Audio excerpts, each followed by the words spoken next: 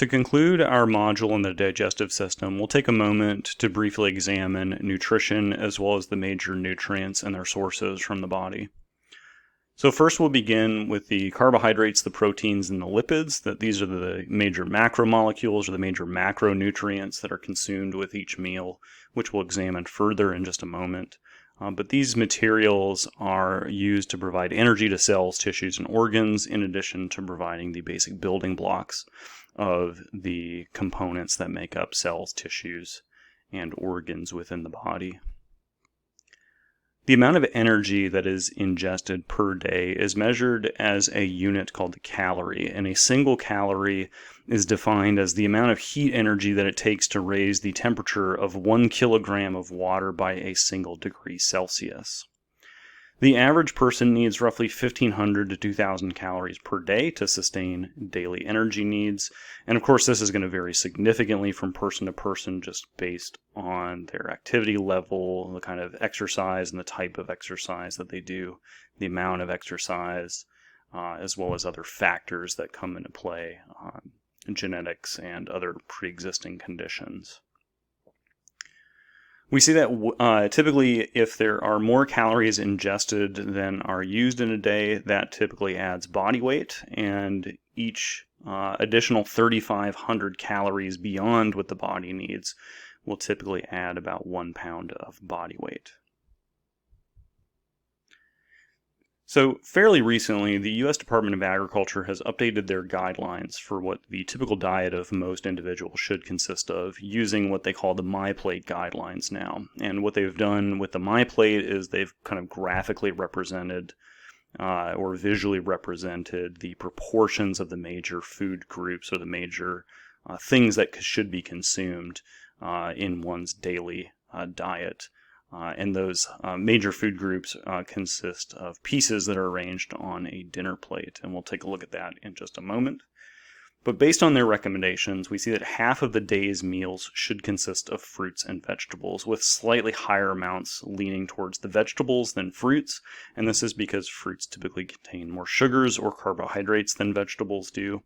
So in looking at this diagram real briefly, this is the updated MyPlate guidelines and diagram showing fruits and vegetables on the left side, and we can see that in a typical day, right, the fruits and vegetables should take up about half of our daily intake with our meals each day, with the vegetables piece being slightly larger than the fruits piece, again because I mentioned that fruits tend to contain more sugars, more carbohydrates than vegetables do. The other half on the right side of that diagram should consist of the grains and the proteins, with slightly higher amounts of grains relative to the proteins. So again, taking a look at that diagram once again, we see that the right side of the plate consists of the grains and the protein side of the recommended daily intake of these types of foods, with the grains category being slightly larger than the protein category. So of course this is going to vary significantly from individual to individual, just like calorie counts and calorie amounts will, because that depends on that particular person's lifestyle, the amount and the type of exercise that that person is doing in their daily life, or other pre-existing conditions, or maybe even gained conditions like diabetes, gluten intolerance, and things like that. So of course all of those things are taken into account when a dietitian or a nutritionist recommends certain components to a person's diet over others. So now we'll take a step back and examine the major macronutrients as well as the micronutrients that are typically found in daily diets. We'll start with some definitions at first here. The macronutrients are the nutrients that are required in fairly large quantities in our diet, and that's why they're referred to as the macronutrients, because we need these in relative abundance in our diets. And these include the three major categories that we just looked at. They include the carbohydrates, the proteins, and the lipids. The carbohydrates and starches are digested down to monosaccharides like glucose, fructose, and galactose, which I'll show in the next few slides here. Proteins are digested down into amino acids, and lipids are digested down to fatty acids. And of course, we saw that all of this digestion takes place by enzymes in either the mouth, the stomach, or the small intestine. So we'll briefly examine carbohydrate digestion here. So starches and other carbohydrates that we intake through our diet are digested by salivary amylase that comes from the salivary glands in the mouth, pancreatic amylase, which is secreted from the pancreas into the small intestine, as well as some enzymes that are associated with the brush border in the small intestine. We didn't name any of these particular enzymes here, but they are important in kind of finalizing the digestion of carbohydrates to monosaccharides. And these are the three major monosaccharides that result from that, with glucose being kind of the main monosaccharide that serves as our primary fuel source for the body. But we also have galactose and fructose, which are two other major monosaccharides. Next, we'll examine protein digestion, where we see that proteins are digested by pepsin in the stomach. So recall that the mouth and the salivary glands don't produce any protein digesting enzymes, so we don't see any protein digestion occurring within the mouth. The first place that we see protein digestion occurring is within the stomach, and that is from an enzyme that's called pepsin in the presence of hydrochloric acid, because the hydrochloric acid kind of serves two purposes. It helps to kind of denature the proteins. That is, it helps to kind of change the shape of the proteins, so it makes the enzymes a little bit easier to access the various amino acids and digest them. And pepsin is also activated to its active form by hydrochloric acid, because we recall that we saw that the cells within the mucosa of the stomach produce pepsin in its inactive form. It's produced as pepsinogen, and it's the presence of the hydrochloric acid that then activates it into pepsin. We also see various pancreatic enzymes like trypsin from the pancreas being secreted into the small intestine that helps to really kind of finalize the digestion of proteins into amino acids. And finally, we'll take a look at lipid digestion, in which lipids and fats begin as what we call triglycerides, and those are digested. Those begin their digestion in the mouth through an enzyme, or by an enzyme called lingual lipase, which is secreted by the salivary glands in the mouth. We also see that gastric lipase is secreted by the stomach into the lumen of the stomach. Both of these do a little bit of work to begin the digestion of lipids and fats, but they don't really play a major role in digesting lipids yet. The major place that we see the digestion of lipids taking place is in the small intestine, and that's because the small intestine receives bile from the gallbladder as well as the liver, and bile helps to emulsify the lipids into smaller droplets, so that way the enzymes like pancreatic lipases that are secreted from the pancreas into the small intestine can help to digest those lipids and fats into fatty acids, into their component pieces. So that does it for the major macronutrients. We'll now examine the micronutrients, which are the nutrients which are required in extremely small quantities. That's why they're referred to as the micronutrients, just because these micronutrients don't serve the purpose of creating building blocks for the body. So micronutrients aren't broken down into carbohydrates, or monosaccharides rather, amino acids and fatty acids. Instead, the micronutrients have other important functions within the body. One of the major micronutrient categories that we'll examine are the vitamins, and the vitamins are organic compounds that typically aid in the function of enzymes or other metabolic and biochemical reactions in the body. We see that vitamins are important in both bone building as well as mineral metabolism for the skeleton. They're important in cell and tissue growth, and a lot of vitamins function as coenzymes, which means that they are parts of enzymes that help those enzymes function more efficiently, or sometimes they help them just function in general. A lot of times, many enzymes in the body don't function properly without the corresponding vitamin or the corresponding coenzyme to assist in the function of that enzyme.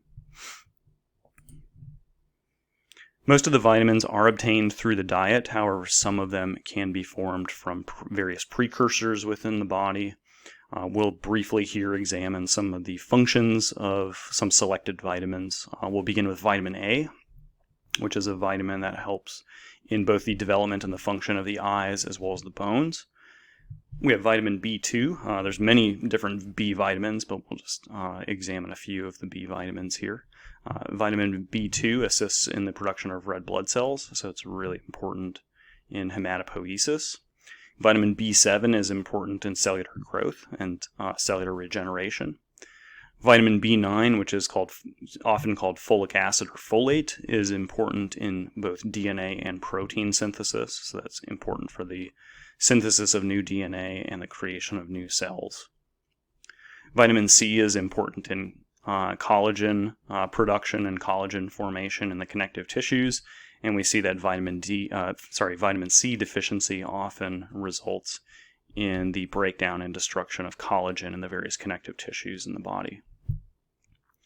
Vitamin D is a vitamin that aids in calcium absorption through the mucosa of the small intestine, and because of that role that it serves in absorbing or functioning to help absorb calcium, it's really important for the mineralization and the growth of bone tissue.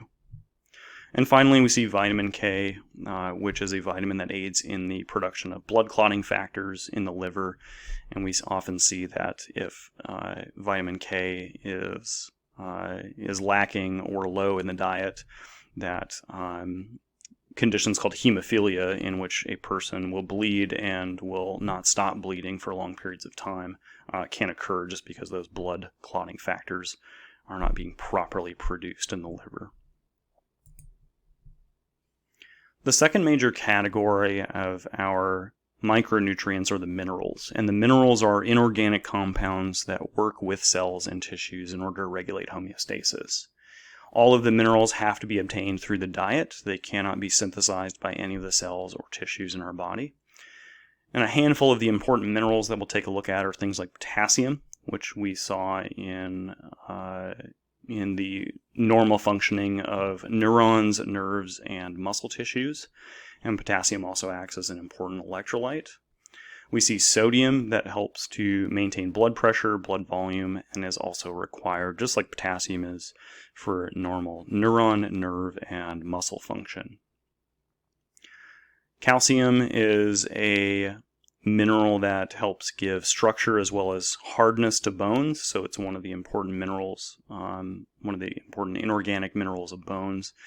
And we also saw that it is important in normal cardiac function as well, because part of the depolarization, the extended depolarization during the plateau phase of the cardiac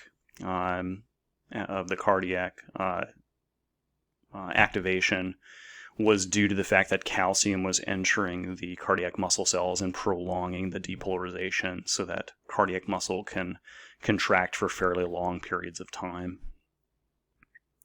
We also see iron, which functions to carry oxygen in hemoglobin. Iron was the important metal ion or metal mineral that assisted in carrying oxygen by hemoglobin. And we'll also see iodine, which is an important mineral that is required in order for the proper synthesis of thyroid hormones. So to wrap up this module, we'll take a look briefly at determining calorie compositions of foods and how to calculate calories using the major macronutrients. So, as mentioned earlier, the major macronutrients like the carbohydrates, the proteins, and the lipids all contain calories. That is, when our body metabolizes them, they will produce heat energy as well as chemical energy, in addition to producing the breakdown products that are then used to build other materials in the body. So we saw that carbohydrates were broken down into the monosaccharides, which the body will then use to create its own starches and other carbohydrates. The proteins are broken down into amino acids, which the body and cells will use to create their own proteins, and the lipids are broken down into fatty acids, which the body can also use in its own building blocks for constructing its own lipids. But in addition to that, they also produce heat and chemical energy when metabolized. The major micronutrients that we just examined, the vitamins and the minerals, do not contain calories when they are metabolized. That is, they don't produce heat energy or chemical energy when they are metabolized. So for the major macronutrients, we see that a single gram of carbohydrates will yield 4 calories of heat energy when it's metabolized. Proteins will yield the same amount of calories. They will also yield 4 calories of heat energy when they are metabolized. And a single gram of fats or lipids will yield 9 calories of heat energy, which makes sense because one of the major roles of lipids and fats in the body is energy storage. And so it makes sense that when we metabolize them, they yield higher energy. They yield a higher amount of energy. So we'll do a quick example of these here using this nutrition facts label here, in which we have a food that has 240 calories within it. It has 4 grams of fat, 46 grams of carbohydrates, and 11 grams of protein. So we just saw in the previous slide that a single gram of fats yields 9 calories when it's metabolized. So all we do is multiply 9 calories per gram. And in this particular food here, we have 4 grams of fat. So that means that of that 240 calories, 36 of those calories came from fat. Carbohydrates yield 4 calories per gram of carbohydrate. In this particular food here, we have 46 grams of carbohydrates, but 7 of those are fibers, and fibers are not digestible by the body. So what I have done is I have subtracted the 7 grams of fiber from the 46 total carbohydrates here. So that yields 39 digestible and usable grams of carbohydrates. So what I've done here is multiplied our 4 calories per gram of energy that we yield from each carbohydrate. We've got 39 grams of carbohydrate, so 4 times 39 is 156 calories from those 39 grams of carbohydrates. And then finally, proteins.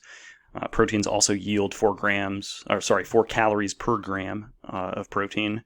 We've got 11 grams of protein, so we take 4, multiply that by 11, and that yields 44 calories in total. So you can see that our food here doesn't quite add up to 240. They do a little bit of rounding there, but it's close. If we add all 3 of these categories up, we obtain 236 calories in total.